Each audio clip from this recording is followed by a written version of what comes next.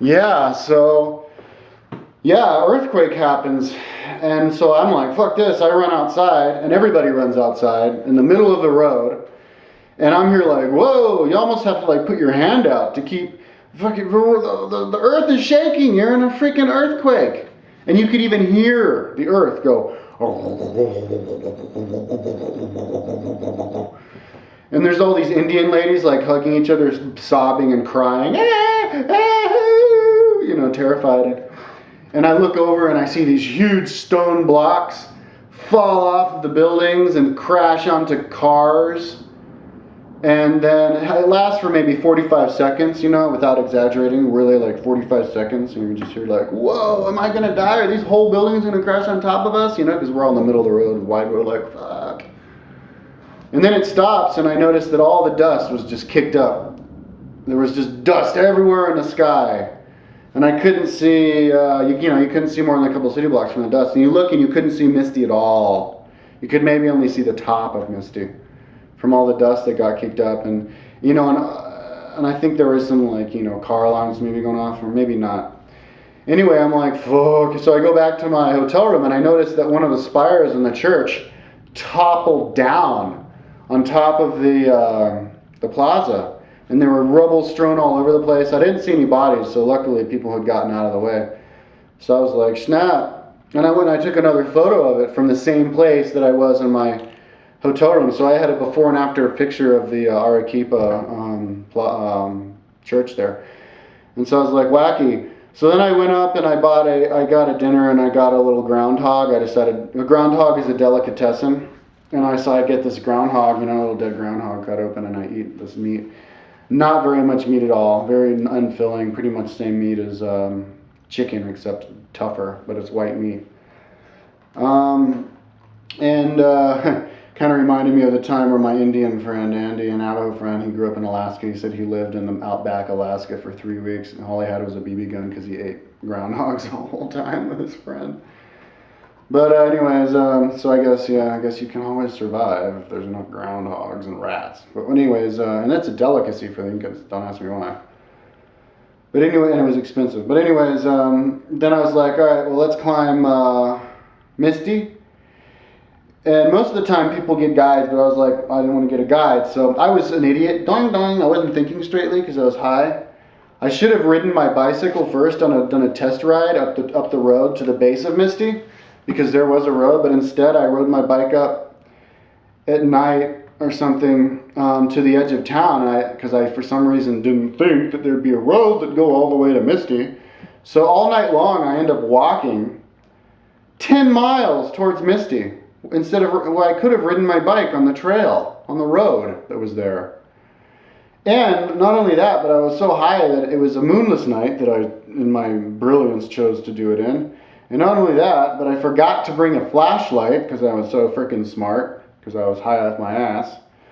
Not only that, I was so fucking high, I forgot to take my bike helmet off I didn't even lock my bike, I just set my bike next to some trash heap at the edge of town. I rode through the ghetto, which was a little bit sketchy to get there, but not only that, but I filled up all of my only water, my Camelback bladder thing, with carbonated water. I didn't notice it was normal water, it was carbonated water.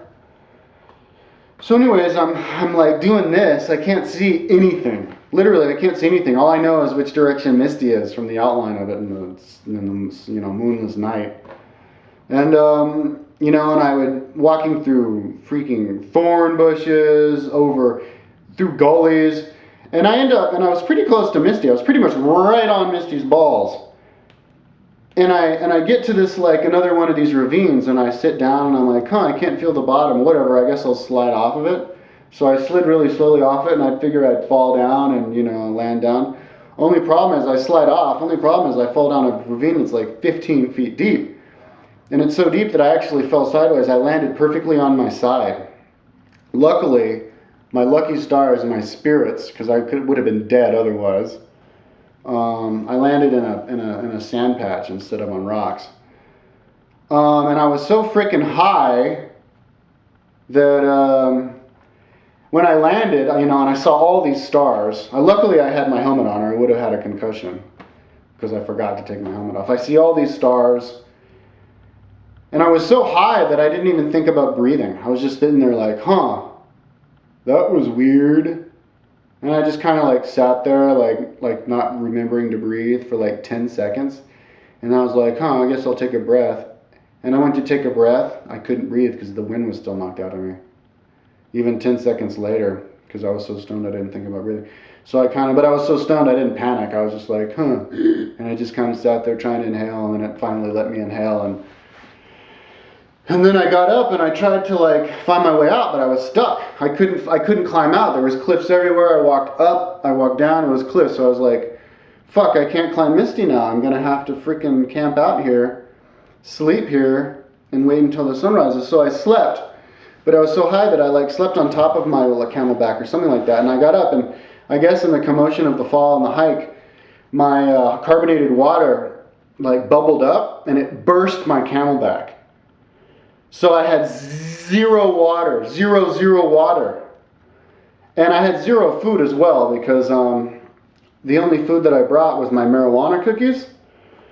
So I eat a whole bunch of marijuana cookies, and that was my breakfast with zero frickin' water at the bottom of an 18,000 foot mountain. So I'm here maybe 7,000 feet or something, and so then I go to climb the mountain, and it was a beautiful trail, just right up a ridge, right up.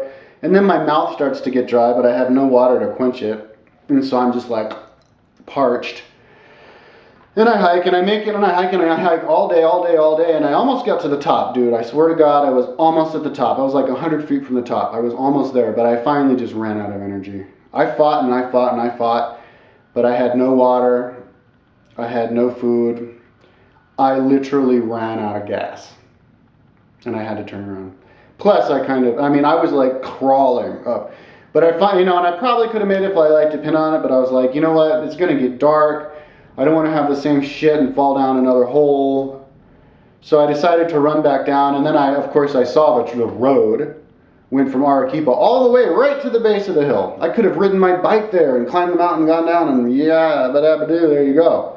But when I got up really high, it was beautiful, because I was looking at Arequipa, which was way below me.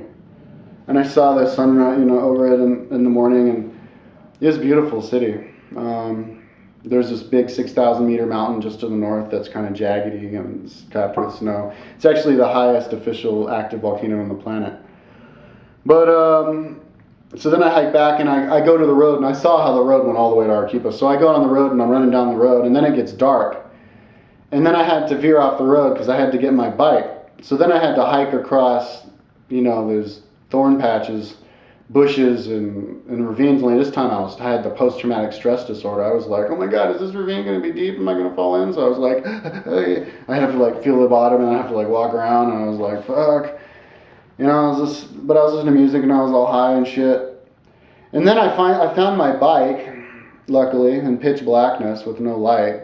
I found where it was, because I have a really good sense of direction, right on the edge of this town.